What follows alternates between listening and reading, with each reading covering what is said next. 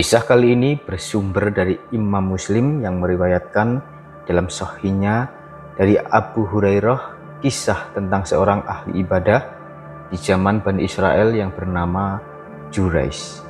Di sini akan ada hikmah besar tentang bagaimana Allah Subhanahu wa Ta'ala memberikan pertolongan kepada hambanya ini melalui hal yang tak disangka-sangka.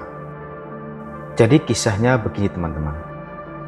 Dulu ada sebuah kuil yang dibangun di atas sebuah bukit. Nah, di kuil ini ada seorang ahli ibadah yang sangat terkenal ketika itu. Beliau bernama Juraish. Juraish ini teman-teman, usianya masih sangat muda tapi sangat terkenal di masyarakat. Bahwa ia adalah seorang rahib yang sangat soleh dan selalu menghabiskan waktunya di kuil tersebut untuk beribadah kepada Allah Subhanahu wa Ta'ala. Rahib ini mungkin dalam bahasa kitanya adalah ustadz. Pada suatu hari ketika Juraish sedang beribadah di dalam kuilnya, mungkin kalau di Islam Juraish ketika itu sedang melakukan sholat sunnah. Nah, ketika ia sedang dalam sholat sunnahnya, pada saat yang sama dari luar kuil ibunya memanggil Juraish. "Wahai Juraish, anakku, kemarilah engkau. Aku ingin berbicara kepadamu." Juraish yang mendengar panggilan ibunya ini di waktu sholat merasa bingung antara ia teruskan sholatnya atau ia jawab panggilan dari ibunya. Akhirnya karena dikhawatirkan hubungan antara dia dan Allah Subhanahu wa Ta'ala jadi terganggu, Juraish pun ketika di momen ini mengabaikan panggilan dari ibundanya. Dan keesokan harinya terjadi hal yang sama. Ibundanya memanggil Juraish dari depan kuil ketika beliau sedang melaksanakan sholat sunnahnya. Namun kali ini tetap saja Juraish tidak membatalkan sholat sunnahnya untuk menjawab panggilan dari ibundanya di depan kuil. Juraish tetap melanjutkan sholatnya. Rupanya teman-teman, di hari ketiga terjadi hal yang sama. Beliau dipanggil-panggil ibundanya dari luar dan tetap saja beliau tidak membatalkan sholat sunnahnya untuk menjawab panggilan dari ibundanya. Namun kali ini ibunya jadi kesal. Bagaimanapun, walaupun seorang ibu, teman-teman, walaupun ia sayang pada anaknya, ada kalanya di satu momen dia jengkel dan hal ini terjadi kepada ibundanya dari Juraish ini. Nah, ketika ibunya kesal, ia berdoa kepada Allah Subhanahu wa Ta'ala tentang suatu keburukan. Ibundanya berdoa, "Ya Allah, ya Rob, jangan engkau wafatkan anakku Juraish sampai dia diperlihatkan seorang wanita pelacur." Sobat Zazirah Pangestu yang dimuliakan Allah, beberapa waktu setelahnya, waktu itu ada sekumpulan orang-orang munafik yang sedang berbincang-bincang di suatu tempat. Mereka ini membenci Juraish karena kesolehannya. Ya, wajar saja teman-teman, sebaik apapun manusia kepada orang lain, pastilah ada segelintir orang yang tidak menyukainya. Artinya mustahil untuk kita sebagai manusia bisa membuat kita menyukai kita. Nah, orang-orang munafik ini teman-teman, ketika tengah menceritakan keburukan tentang Juraish, tiba-tiba lewat di depan mereka seorang wanita yang merupakan seorang wanita paling cantik di negeri itu. Kemudian wanita ini mendekat kepada mereka dan beliau berkata, "Bagaimana jika aku rayu Juraish?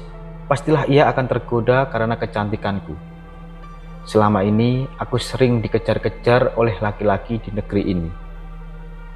Mendengar hal ini, salah dari seorang munafik ini berkata, "Baiklah, silahkan Anda coba. Aku yakin Juraish pasti akan luntur keimanannya jika digoda olehmu."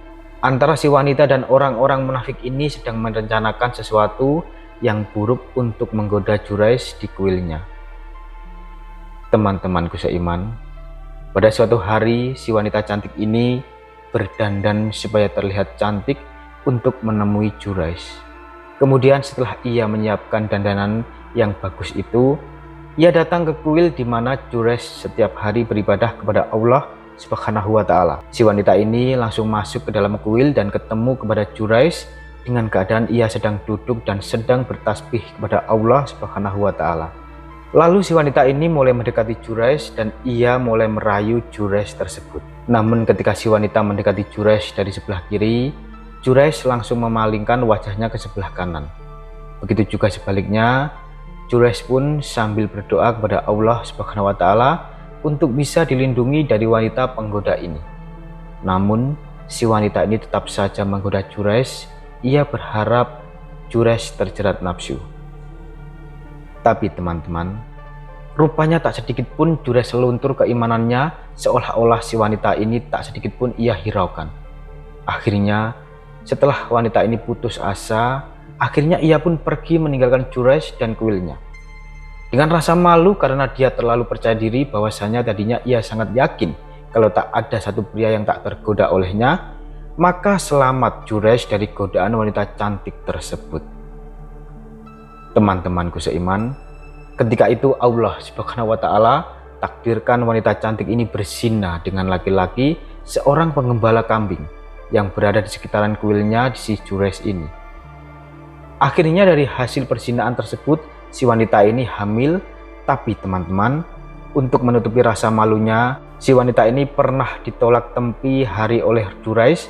Ketika itu ia mengatakan kepada orang-orang bahwa anak yang ada di dalam kandungannya itu merupakan hasil perzinaannya dengan Juraij si ahli ibadah. Sebagian dari mereka ada yang percaya, namun ada sebagian dari yang lain mengatakan bahwasannya wanita ini tengah berdusta. Lihatlah teman-teman, bagaimana fitnah yang dibuat oleh wanita ini kepada seorang alim ulama di negerinya. Namun teman-teman, Allah Subhanahu wa Ta'ala akan selalu melindungi hambanya yang soleh dan selalu bergantung kepadanya. Singkat cerita, bayi ini lahir. Maka ketika itu orang-orang munafik yang tidak menyukai ulama, mereka ini beramai-ramai mendatangi kuil Juraij tersebut. Mereka secara paksa masuk ke dalam kuil dan menyeret Juraij keluar kuil dengan cara yang kasar. Kemudian mereka memukuli Juraij dan sebagian orang munafik lainnya menghancurkan kuil tersebut hingga rata dengan tanah. Juraij yang sedang dipukuli hanya bisa berkata, "Ada apa ini? Kenapa kalian lakukan ini?" Namun terus saja mereka menghakiminya tanpa menghiraukan perkataan Juraij. Bahkan teman-teman, ada ketika itu salah seorang di antara mereka yang melempari kotoran ke Juraij. Akhirnya kuil dan Juraij pun hancur dan babak belur ketika itu. Setelah mereka selesai menghakimi, Juraij berkata lagi kepada mereka, "Kenapa kalian lakukan ini? Apa yang salah dariku?" Dan salah seorang dari mereka berkata, "Wahai Juraij, engkau telah berzina dengan wanita ini, dan ia telah melahirkan seorang anak hasil hubunganmu dengannya." Ketika dilihat Juraij, ternyata wanita ini adalah wanita tempo hari yang menggodanya, namun ditolak karena takut pada Allah Subhanahu wa Ta'ala. Akhirnya Juraij berdoa kepada Allah Subhanahu wa Ta'ala supaya masalah ini bisa ditemukan jalan keluar. Juraij baru tahu mereka menghancurkan kuil dan memukuliku karena fitnah dari wanita ini. Setelah berdoa kepada Allah Subhanahu wa Ta'ala, Juraij meminta kepada mereka untuk dibawakan bayi itu kepada dirinya. Kemudian bayi itu dibawa ke hadapan Juraij, lalu Juraij menekan perut bayi itu dan berkata kepada bayi itu, "Siapakah ayahmu?" Atas izin dari Allah Subhanahu wa Ta'ala, tiba-tiba bayi ini bicara dengan mengatakan, "Ayahku si Fulan, sang pengembala kambing," dan ini didengar semua orang termasuk juga wanita itu. Maka seketika orang-orang takjub dengan fenomena bayi yang bisa berbicara ini. Akhirnya orang-orang munafik ini menyesal karena telah menghancurkan kuil dan menghakimi Juraij. Mereka pun mendekati Juraij, mengusap dan memeluk Juraij untuk meminta maaf atas peristiwa ini. Sampai-sampai teman-teman, mereka mengatakan kepada Juraij, "Bagaimana seandainya kami bangun tempat ibadahmu dengan terbuat dari emas?" Mereka berkata demikian karena mereka bersalah dan hendak bertanggung jawab.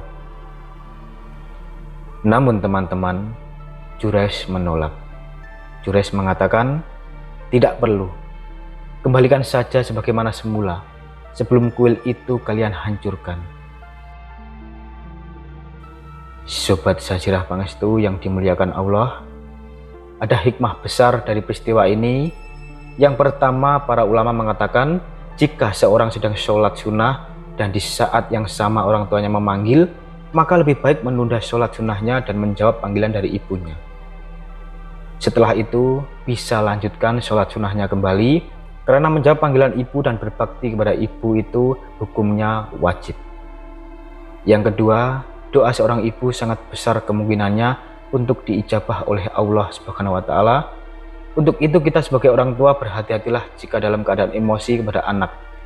Karena yang ditakuti jika dalam keadaan emosi, bisa saja seorang ibu mendoakan keburukan kepada anaknya. Dan Nabi Shallallahu Alaihi Wasallam menganjurkan kita untuk berdoa meminta yang baik-baik saja kepada Allah Subhanahu wa Ta'ala. Wallahu a'lam bishawab. Jadi itulah kisah tentang Jurayj, sang ahli ibadah Bani Israel.